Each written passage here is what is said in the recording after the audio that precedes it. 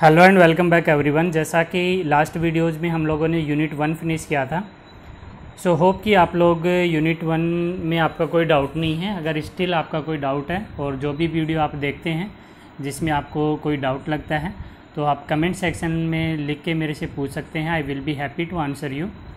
Now हम लोग second unit start कर रहे हैं, website development using HTML and CSS।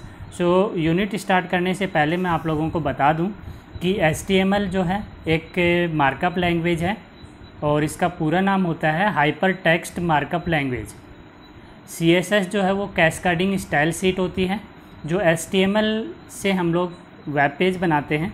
Generally website development के लिए हम लोग जो यूज़ कर रहे हैं डिफरेंट काइंड ऑफ लैंग्वेजेस, उनकी हेल्प से हम कोई भी वेब पेज डिज़ाइन कर सकते हैं। आप डिफरेंट वेबसाइट्स को विज़िट करके देखिए, वो चाहे स्कूल की वेबसाइट हो, किसी ई-कॉमर्स पोर्टल हो, फ्लिपकार्ट है, अमेजन है, गूगल क्रोम है, गूगल का खुद का वेबसाइट है, ओके, या फिर आप किसी अदर वेबसाइट पे जो भी आपको आपकी नॉन वेबसाइट है उसको विज़िट कीजिए और उसमें देखिए किस तरीके से पेजेज लिंक है एक दूसरे के साथ। वहाँ पे जो डिफरेंट मेन्यू बार में आप देखते हो, नेविगेशन पेन जो देखते हो, जिस भी बटन पे क्लिक करते हो नया पेज ओपन हो जाता है। सो वो किस तरीके से डेवलप किया जाता है वो सब हम लोग इस यूनिट के अंदर सीखने वाले हैं। और सबसे बेसिक जो रिक्वायरमेंट हमारी होगी वो होगी HTML जो है वो हम लोग यूज करते हैं मार्कअप लैंग्वेज वेब पेज बनाने के लिए।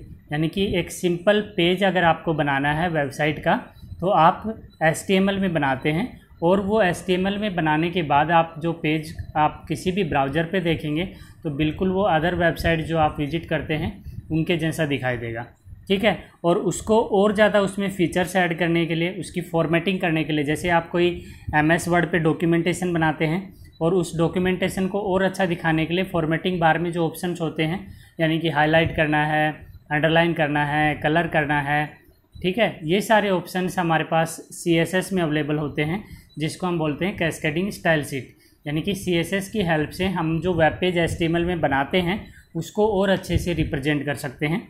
सो हम दोनों चीज़ें सीखने वाले हैं। नाउ स्टार्ट करते हैं। आज हम सिर्फ बेसिक बात करेंगे, ओके। उसके बाद हम लोग डिस्कस करेंगे नेक्स्ट वीडियो से जो प्रैक्टिकल सेशंस हमारे होंगे।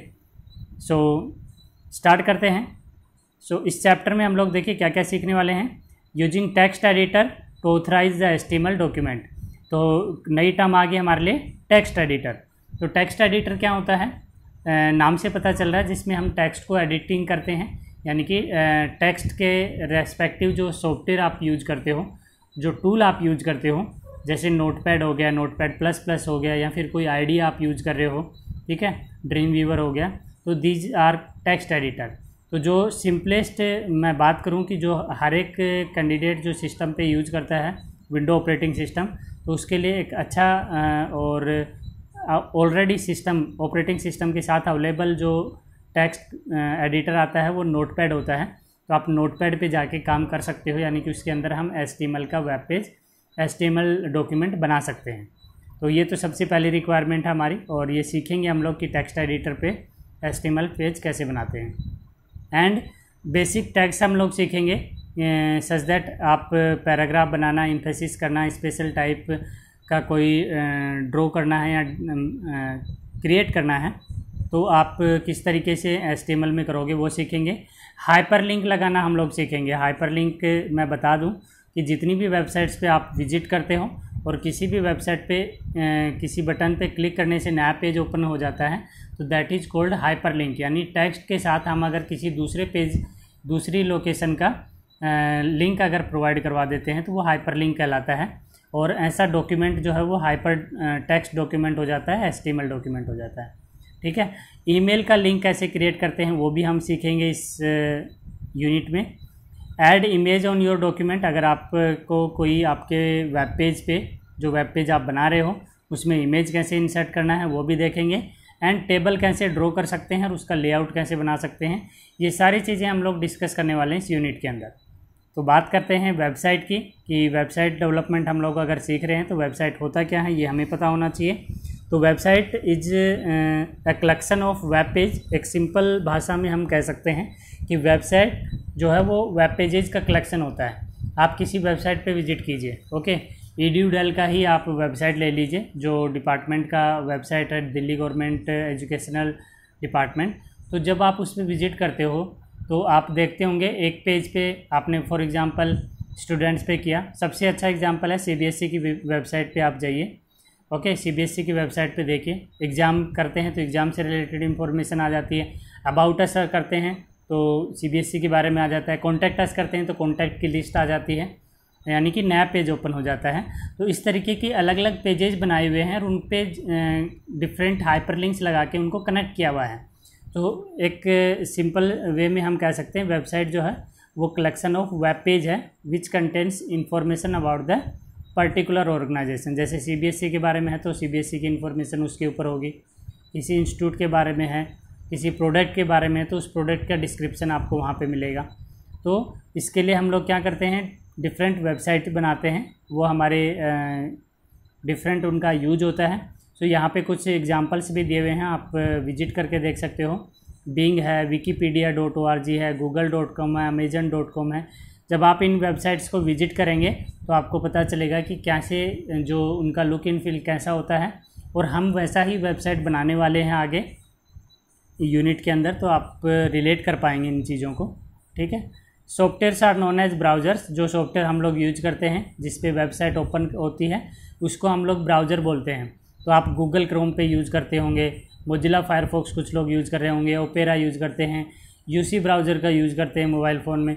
तो these are called the browsers. Browsers क्या होते हैं, ऐसे सॉफ्टवेयर या टूल्स होते हैं जो आपको आपकी वेबसाइट को एक्सप्लोर करने का मीडियम प्रोवाइड करते हैं। Okay, so a website can be open using the software known Edge browser. जिसमें हम लोग अपनी वेबसाइट ओपन करते हैं उसको हम लोग ब्राउज़र कहते हैं। जैसे गूगल क्रोम हो गया, इंटरनेट एक्सप्लोरर हो गया, मोजिला फायरफॉक्स हो गया, these are called web browsers. Language use for website development. जैसा कि मैंने अभी बताया कि वेबसाइट डेवलप करने के लिए हमारे पास बेसिक जो रिक्वायरमेंट होती है, यानी कि जो कॉमन प्रोग्रामिंग लैंग्वेज जो मुझे पता होना चाहिए किसी भी वेबसाइट को डेवलप करने के लिए, उसमें सबसे पहला नाम आता है HTML, hyper text markup language. पूरा फॉर्म याद रखना है, MCQ का क्वेश्चन है। Hyper text markup language HTML। JavaScript हम लोग वैलिडेशन ऑथेंटिकेशंस के लिए लगाते हैं। जितने भी फॉर्म आप देखते होंगे, जब भी आप फ्लिपकार्ट या अमेजन पे जाते हैं तो लॉगिन आईडी और पासवर्ड से ही लॉगिन हो पाते हैं। अगर पासवर्ड गलत हो गया या लॉगिन आईडी गलत हो गई तो वो एरर आ जाती है। तो ये वैलिडेशंस हम लोग किसकी हेल्प से लगाते हैं, जावास्क्रिप्ट लैंग्वेज की हेल्प से लगाते हैं। कैस्केडिंग स्टाइल शीट मैंने अभी बताया आपको, CSS होता है। एंड PHP का पूरा नाम भी याद रखेंगे, PHP preprocessor hypertext होता है। Some of they can be use for extension of the existing language but sums are can be entirely separate from the other language. जैसे PHP है वो अलग इंडिपेंडेंट है, और HTML जावास्क्रिप्ट और cascading style CSS की हेल्प से मिला के हम लोग एक अच्छी स्टैटिक या डायनेमिक वेबसाइट क्रिएट कर सकते हैं। नाउ मैं बताऊंगा कि स्टैटिक और डायनेमिक में भी क्या अंतर होता है। पर्पज़ क्या है, देखिए पर्पज़ से यहाँ पे मीनिंग मेरा है जो हम लोग पढ़ रहे हैं, websites are developed for particular purpose such as commerce, education, medium, entertainment, social networking. आपका रेस्पेक्टिव यानी कि आप किस एम के लिए बना रहे हैं वेबसाइट, उस पर डिपेंड करता है कि आप हो सकता है कमर्शियल कोई वेबसाइट बना रहे हो, जैसे फ्लिपकार्ट है, अमेजन है। एजुकेशनल वेबसाइट है, CBSE का है जैसे। ओके, मीडिया एंड एंटरटेनमेंट, जैसे बहुत सारी वेबसाइट्स ऐसी होती हैं जिन पे आपको डिफरेंट सॉन्ग्स वगैरह मिल जाते हैं, वीडियोज अवेलेबल होते हैं। सोशल नेटवर्किंग साइट्स जैसे आपका फेसबुक हो गया, ट्विटर हो गया, these are social networking sites. Okay, now it can work on individuals, a business और other organisations of the interest और public any personal reasons. It help to communicate with the world any time anywhere in respective to distance. यानी कि अब वो जो distance है वो कम हो जाती है। आप अगर इंटरनेट पे आपका प्रोडक्ट अवेलेबल है, ऐसा नहीं है अगर आपको वो प्रोडक्ट देखना है तो आप पर्टिकुलर किसी फॉर एग्जांपल बेंगलोर की कंपनी है तो बेंगलोर जाके उनसे डील करेंगे। आप वेबसाइट की हेल्प से उनको, अगर आपको प्रोडक्ट पसंद आ रहा है तो यहीं से आप उनको मैसेज कर सकते हैं या मेल कर सकते हैं, या फिर और भी अदर मीडियम्स अवेलेबल होते हैं उनके थ्रू आप उनसे डायरेक्ट इंटरेक्ट कर सकते हैं। So today the world has becomes a global market for business also, और ग्लोबलाइज हो गया है वेबसाइट्स की हेल्प से, यानी कि आपका प्रोडक्ट आप तक, आपके शहर तक सीमित नहीं है, वो वर्ल्ड में कोई भी कहीं से भी ऑर्डर कर सकता है और आप उसको डिलीवर कर सकते हैं। तो ये मेन पर्पज़ है हमारी वेबसाइट डेवलप करने का। सो ज़्यादातर आप देखते होंगे जो स्मॉल बिजनेसेस हैं वो भी अपनी वेबसाइट्स क्रिएट करके रखते हैं।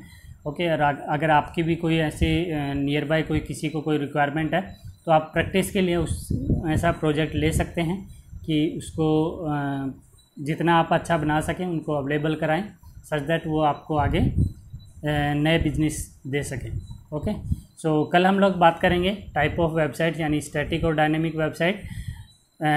इससे पहले मैं आप लोगों के लिए एक क्वेश्चन है कि जो भी स्टूडेंट्स चाहते हैं कि हम लोग वेबसाइट जो बनाना सीखेंगे, यानी कि प्रैक्टिकली हम लोग सीखेंगे HTML हाइपरटेक्स्ट मार्कअप लैंग्वेज, तो वो मोबाइल के थ्रू सीखा जाए या लैपटॉप के थ्रू, तो कौन सा मीडियम आपको ज़्यादा बेटर लगता है उसका रिप्लाई आप कमेंट बॉक्स में लिख के बताइए। तो ज़्यादा बच्चे जो प्रेफर करेंगे मैं उसी पे आप लोगों को बना के दिखाऊंगा, ठीक है। तो ये आप पे डिपेंड करता है, सो रिप्लाई ज़रूर करें। कल मैं एक बार फिर नेक्स्ट वीडियो जो बनाऊंगा तो उसमें भी आप लोगों को रिकॉल कर दूंगा, सच दैट मैक्सिमम क्वेरी जो मेरे पास आएगी उसके बिहाफ पे हम लोग डिसाइड करेंगे कि कौन सा प्लेटफॉर्म यूज किया जाए, मोबाइल पे या फिर लैपटॉप पे। So keep watching, keep learning, thank you.